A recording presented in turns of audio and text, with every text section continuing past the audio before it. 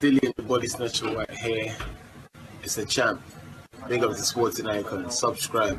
Otherwise, I might pay you guys a visit. Right, so Eddie Hearn, he spoke to Michael Benson, the online boxing editor for Talk Sport. Of course, a lot of you will know about him and, of course, the platform Talk Sport. Now, among the many things that they spoke about, Dillian Whyte was one of them, and that's what I want to talk about in this video, where Eddie Hearn is saying that, in a nutshell, that Dillian Whyte has had enough of the WBC. He's been waiting around far too long now with the fact that he was mandatory and they have not given him the mandatory position back, and there's no world title shot with the WBC anywhere down the line. There's no kind of timeline, no time frame, no nothing. The WBC are just sitting on their hands, allowing Fury and Wilder to go fight each other as many times as they possibly want.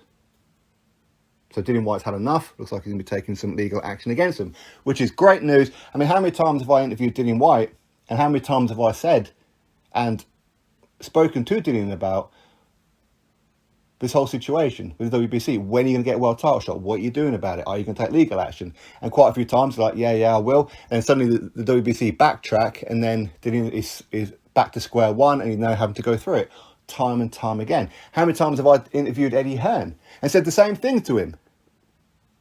What are you doing about this situation? What are you going to do to get Dillian Whyte in a mandatory position so the WBC can no longer overlook him, can no longer allow Wilder to go fight whoever it was that he wanted to fight when he was champion? And now the same with Tyson Fury. When I was telling Eddie Hearn, you should be making Dillian Whyte versus Dominic Breazeale. That's the fight you should be making. This is before Dominic Breazeale got his mandatory world title shot against Wilder. You should be doing everything that you can to making this fight. Oh, well, it's not really a fight that the fans want to see. What the fans really want to see is Dillian Whyte take on Deontay Wilder again. Okay, great.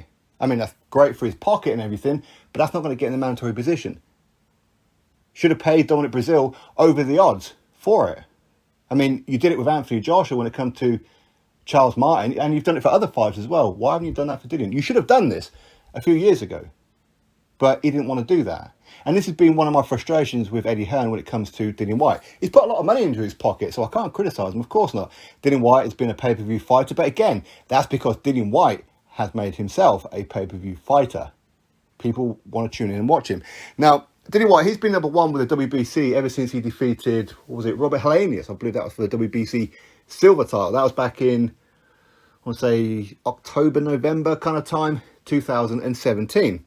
And rather than just sit on that position, he's actually been defending that position. Now, this is a guy, bearing in mind, even as of right now, 37 fights, amateur and pro. Look at his resume. It's absolutely outstanding. He's been in there with Anthony Joshua. Okay, he come up short. But Anthony Joshua, a guy who, let's be honest, Wilder and Fury seem to be avoiding like the plague. Dillian Whyte stepped up. People want to say how Dillian Whyte didn't take the rematch with Joshua. Again, I've had Dillian on the channel. We spoke about this in depth.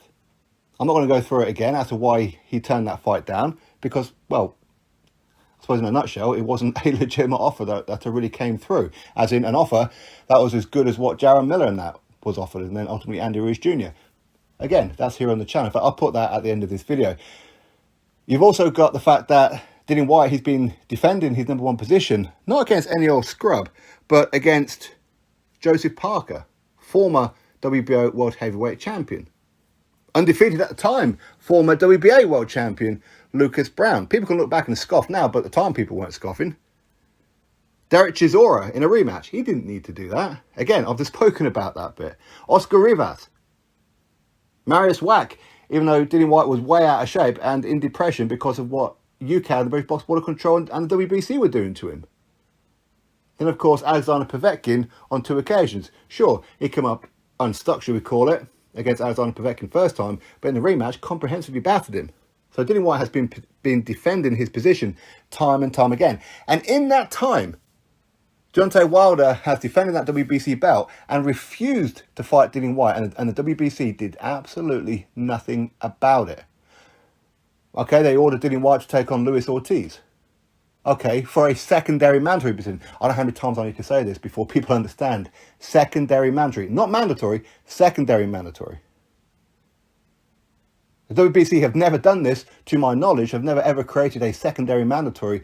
And even had he fought Luis Ortiz, beat Luis Ortiz, guess what would happen? He still wouldn't have got his world title shot, even now.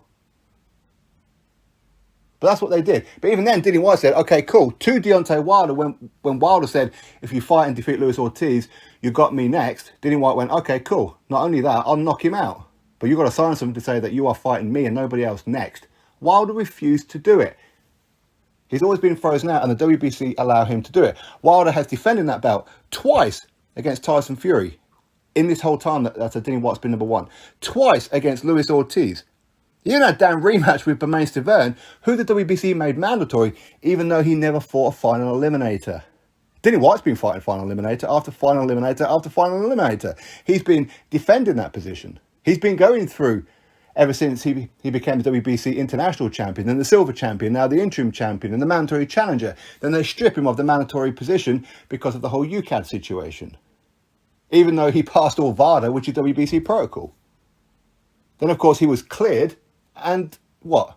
They never gave him his damn position back. They removed his timeline of fighting for the WBC belt and gave that position to Tyson Fury. Why'd they do that? Well, WBC, Charlie Giles, how you doing? British Box Border Control Chairman.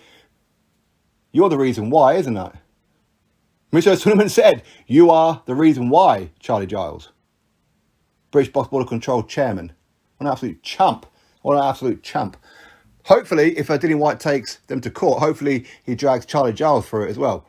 I want to see Charlie Giles squirm and get his way out of it as to why he quickly forced on Tyson Fury to become mandatory and replaced Dillian Whyte. Even though Tyson Fury had never fought a final eliminator, Tyson Fury had previously turned down an ordered fight with Deontay Wilder. The rematch originally, he turned that down, and then he turned down the WBC ordering him to fight Dillian Whyte for the WBC Diamond.